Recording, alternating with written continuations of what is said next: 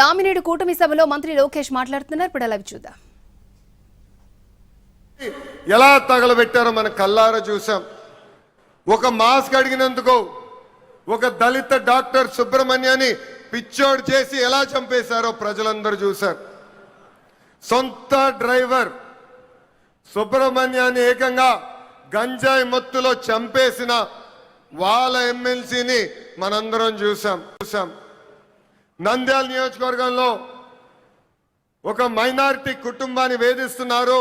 ఈ వేధింపులు మేము తట్టుకోలేమని ఆత్మహత్య చేసుకునే పరిస్థితి మనందరం చూసాం. వైకాపా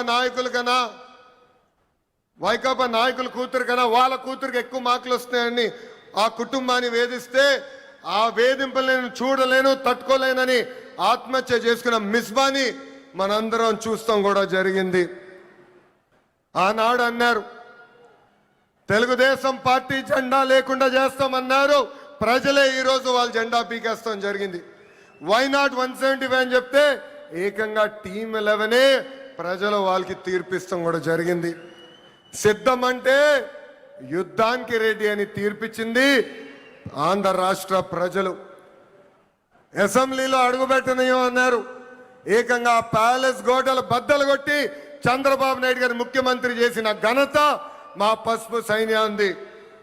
ఇప్పుడు రపరప్ప అంటున్నారు. రపరప్ప అంటే చూస్తూ మేము ఊరుకోం. ఎర్ర బుక్కు దాని పని చేసుకుంటూ వెళ్తుందని ఈ సభాముఖంగా ఆ కుర్ర బ్యాచ్కి నేను హెచ్చరిక జారీ చేస్తున్నా. ప్రజాప్రభుత్వం 2 నెలల పాలనలో సుపరిపాలన అందించాం. అన్ని చేశామని కాలు రెగరేసుకుని మేము తిరగట్లేదు.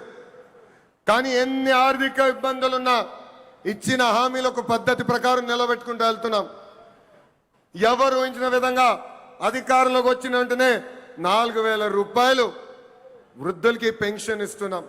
వికలాంగులకి 6,000 రూపాయలు బెడ్కే పరిమితం అవుతే 15,000 రూపాయలు పెన్షన్ ఇస్తున్న ఏకైక ప్రభుత్వం ఆంధ్ర రాష్ట్రంలో ఉన్న ఎన్డీఏ ప్రభుత్వం.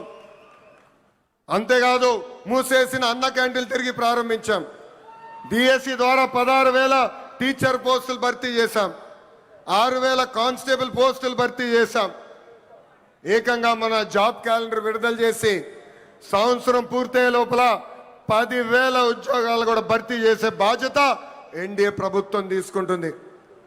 ఏకంగా చేనేత సోదరులకి హ్యాండ్లూమ్ ఉంటే 200 యూనిట్లు కరెంట్ ఉచితంగా ఇస్తున్నాం. పవర్ లూమ్ ఉంటే 500 యూనిట్లు కరెంట్ ఉచితంగా ఇస్తున్నాం. ఆటో డ్రైవర్ల సేవలో ఆదుకున్నాం. మత్స్యకారుల సేవలో మత్స్యకారులను ఆదుకున్నాం.